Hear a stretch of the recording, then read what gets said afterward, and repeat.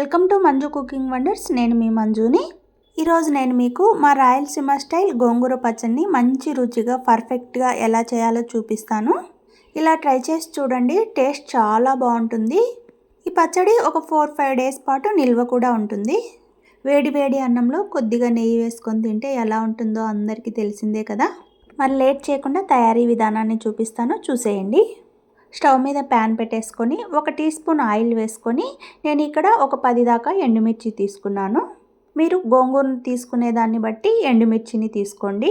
నేను ఇక్కడ ఒక చిన్న కట్ట గోంగూర తీసుకున్నాను కాబట్టి 10 దాకా ఎండుమిర్చి తీసుకున్నాను. ఈ కారం అయితే మాకు పర్ఫెక్ట్గా సరిపోతుంది.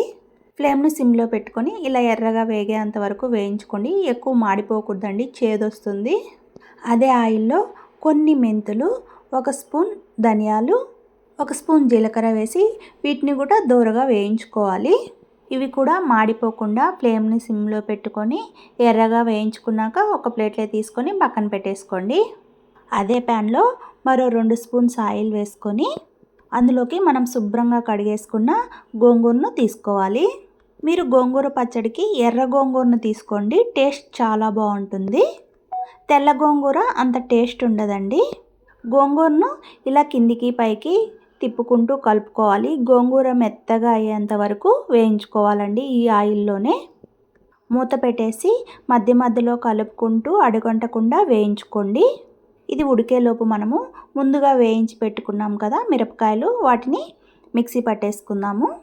మిరపకాయలు బాగా చల్లారిన తర్వాత మిక్సీ జార్లోకి వేసుకొని మెత్తని పొడిలా చేసుకోండి.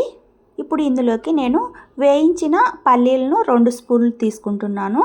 పల్లీలు ఎక్కువ తీసుకోవద్దండి, ఒక 2 స్పూన్లు తీసుకుంటే సరిపోతుంది. వాటిని కూడా ఈ విధంగా మెత్తగా పొడిలా చేసుకొని పక్కన పెట్టేసుకోండి. చూడండి, మనకు గోంగూర కూడా చాలా మెత్తగా ఉడికిపోయింది కదా.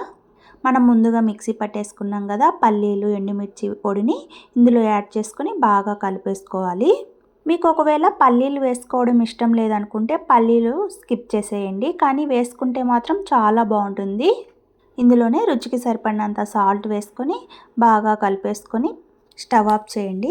ఇప్పుడు ఇందులోకి మనం పోపును ప్రిపేర్ చేసుకుందాము.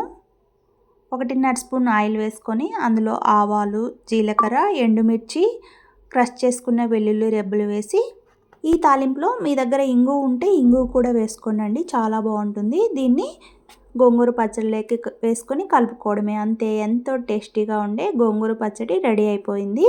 మా రాయలసీమ వాళ్ళు గోంగూర పచ్చడిని ఎండుమిర్చితో ఇలాగే చేస్తారండి. ఈ పచ్చడి 4-5 రోజుల పాటు ఉంటుంది. మీకు ఎక్కువ రోజుల పాటు కావాలంటే ఫ్రిడ్జ్లో పెట్టుకోవాలి. ప్లీజ్ సబ్స్క్రైబ్ చేసుకోండి.